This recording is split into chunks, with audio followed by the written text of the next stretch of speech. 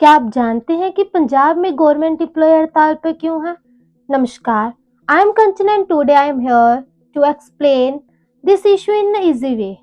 कोई भी प्रोटेस्ट ऐसे ही शुरू नहीं होता, उसके पीछे महीनों या सालों की स्टोरी होती है। पंजाब गवर्नमेंट एम्प्लॉय की करंट स्ट्राइक में भी कुछ ऐसी ही स्टोरी है। इस स्टोरी का सबसे इम्पोर्टेंट इशू है डीएनएस अलाउंस, यानी कि महंगाई भत्ता।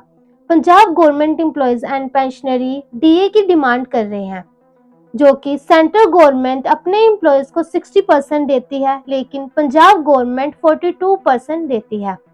इसमें 18% गैप है और इसी गैप के लिए गवर्नमेंट एम्प्लॉयज एंड पेंशनरी हड़ताल पर हैं। लेकिन इशू सिर्फ डीए का नहीं है, इसमें एंट्री होती है 17 जुलाई 2020 के नोटिफिकेशन की। आइए इसे एक एग्जांपल से समझते हैं। दो employ, same place, same work और same responsibilities but different financial benefits. इसमें 17 जुलाई 2020 से पहले ज्वाइन हुए एम्प्लॉयज की सैलरी और बाद के एम्प्लॉयज की सैलरी में काफी डिफरेंस है और एम्प्लॉयज की भी यही मांग है कि इस नोटिफिकेशन को रद्द किया जाए और सेम वर्क के लिए सेम सैलरी होनी चाहिए। इसके अलावा एक मेजर डिमांड ओपीएस यानी ओल्ड पेंशन स्कीम को लेकर भी है।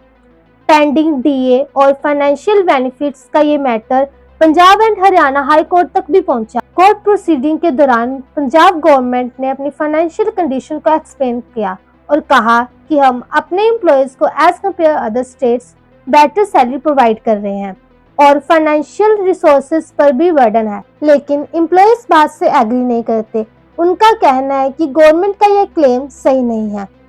डीए उनका एक्स्ट्रा फेवर नहीं है, बल्कि उनका ही ड्यू बेनिफिट है। महंगाई बढ़ने के साथ डीए का पर्पस है उनकी परचेजिंग पावर को प्रोटेक्ट करना, इसलिए गवर्नमेंट फाइनेंशियल प्रॉब्लम के साथ उसका कंपेयर करके उनके बेनिफिट्स को डिले ना करे। यहीं पर कोर्ट की तरफ से भी गवर्नमेंट के लिए एक सवाल है। अगर गवर्नमेंट के पास पैसों की कमी है तो वो welfare schemes and free facilities के होने वाले खर्चों पर भी फाइनेंशियल प्रायोरिटी के नजरिए से देखें। इसके बाद जब डिमांड्स का कोई भी सोल्यूशन ना निकला, तब 7 अगस्त को मुलाजिम जथेबंदियों ने 27 अगस्त की स्ट्राइक का डिसीजन लिया। इसमें अलग अलग डिपार्टमेंट और कैटेगरीज के एम्प्लॉयज की रिप्रेजेंटेशन रही, जैसे revenue, transport, forest, medical, electricity, education, retired police related organisations, contractual workers और रिटायर्ड एम्प्लॉयज समेत कई सेक्शंस ने भाग लिया। 27 अगस्त 2026 को एम्प्लॉयज की स्ट्राइक भी शेड्यूल थी और इसी के साथ गवर्नमेंट और सांझा मोर्चा के रिप्रेजेंटेटिव्स की भी दोपहर 1 बजे मीटिंग शेड्यूल थी।